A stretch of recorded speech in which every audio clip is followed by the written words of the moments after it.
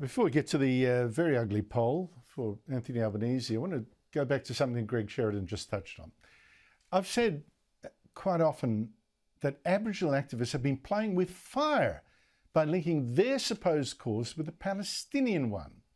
Now, you see the Aboriginal flags now being flown at pro-Palestinian protests. You hear prominent campaigners like the Aboriginal identifying head of Get Up saying, well, yes, the Aboriginal Palestinian causes are alike. For First Nations people, there is an incredible solidarity that exists here.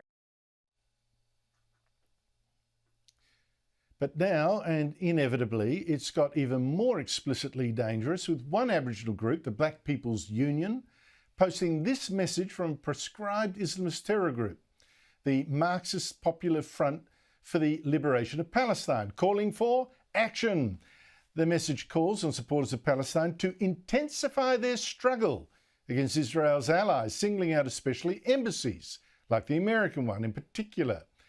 Now, who would do something so stupid as to post a thinly veiled call for action by an Islamist terrorist group?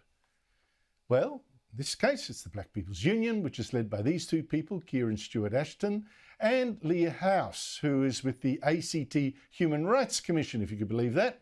And they preach a radical anti-capitalist agenda and a racially separatist one too, to their crowd.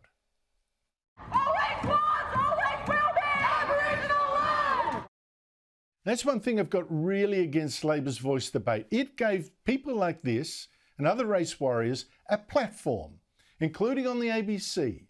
It also got this Aboriginal, Black People's Union holding fundraising meetings in Canberra and addressing crowds. I want to finish off with a chant we've got in the Black People's Union. It's very applicable to the Palestinian situation as well.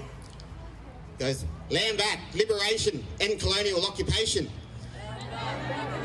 End colonial occupation, land back, liberation, end colonial occupation. I did ask the union to come on the show, but apart from getting a query back on the topics, got no further response. Now, I'm not saying this union knew the Popular Front is a terrorist group, not saying they interpreted the tweet as a call for anything more than a protest. They might be that stupid, but how reckless to publish it and to link the Aboriginal cause here, as they define it, to a cause pushed by Islamist terrorists, not just this group, but Hamas. Joining me is Robert Gregory of the Australian Jewish Association. Robert, thanks for your time. What do you make of this? Thanks so much, Andrew. Well, I think your characterisation was perfect. You called it stupid, you called it reckless, and it's certainly both of those things. The PFLP, the Popular Front for the Liberation of Palestine, it's a terrorist group that's been around for decades. They're most famous for hijacking aeroplanes, for suicide bombings, for assassinating Israel's tourism minister. The last major attack they did, they blew up and killed a 17-year-old girl who was hiking at a spring with her father. So this is not an organisation that the Aboriginal cause should be associated with. I know many moderate Aboriginal leaders are starting to get concerned about these radicals. In recent days, we've seen Nova Perez, we've seen Marsha Langton wishing to disassociate themselves from these radical groups, and it's really not hard to see why. Yes, but I've said from the start, Robert, that when you start inciting this racial division and inciting this extreme identity politics that you saw in The Voice, that is going to take you in directions you don't want to know. And we're starting to see that.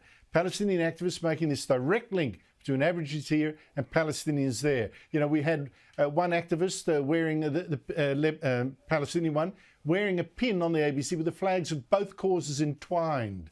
The argument is that the Palestinians are Indigenous people, like Aborigines, fighting a colonial power. Is that how you see it? Well, I mean, we know The Voice inflamed racial tensions, and we were proud to be the only Australian Jewish group that opposed it. We certainly see these tensions growing, and if you look at any of the pro-Hamas rallies, you'll see two flags. You'll see the Palestinian flag, obviously, but you'll also see the Aboriginal flag. You're not going to see an Australian flag, and this is a big contrast between, if you go to any of the pro-Israel rallies that are taking place in Australia, you will always see plenty of Australian flags alongside the Israeli flag.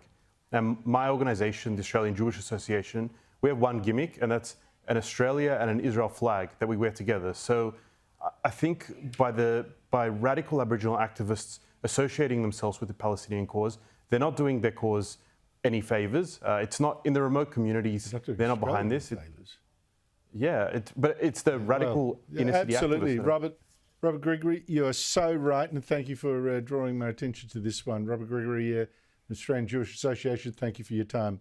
And I've got to say to all those people saying, oh, they're Indigenous too, so Aborigines have a simpatico.